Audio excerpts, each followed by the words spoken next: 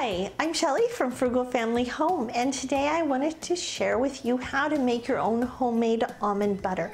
It's simple, it's easy to make, and only one ingredient needed. Yep, that's right, just almonds and a food processor. So let's get started and I'll show you how easy it is to make. We're going to take our almonds and place them in the food processor and put the top on, and then we're going to process these until they are powdery. Now I have 2 speeds on my food processor, and during this time I just run it on the first speed.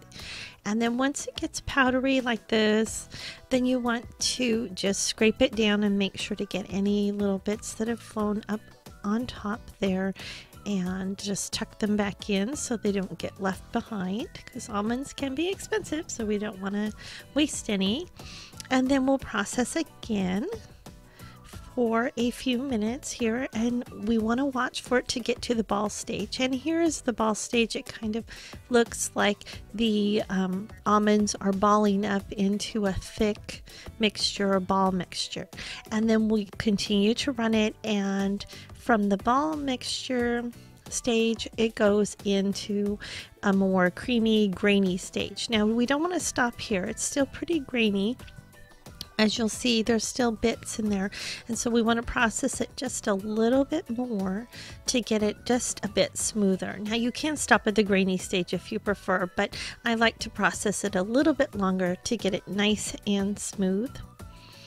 And here's what it looks like when it is done. It is nice and smooth there and looks good.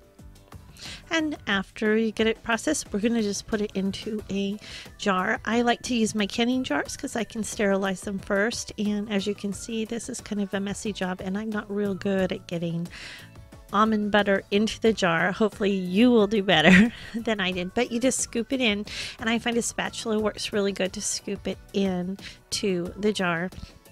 And then you'll want to store it in it makes about 12 ounces of almond butter when you're all done. And then here it is, just nice and creamy, not too thick almond butter that you can use for any recipe or anywhere you would use peanut butter. And that's how easy it is to make your own homemade almond butter with just a food processor, some almonds, and anywhere from 10 to 20 minutes depending on how powerful your food processor is. And if you'd like to know what kind of food processor I use, because mine gets almond butter made in about 10 minutes, look for a link below in the description and a link to the printable recipe too. Thanks so much for watching, and we'll see you next time.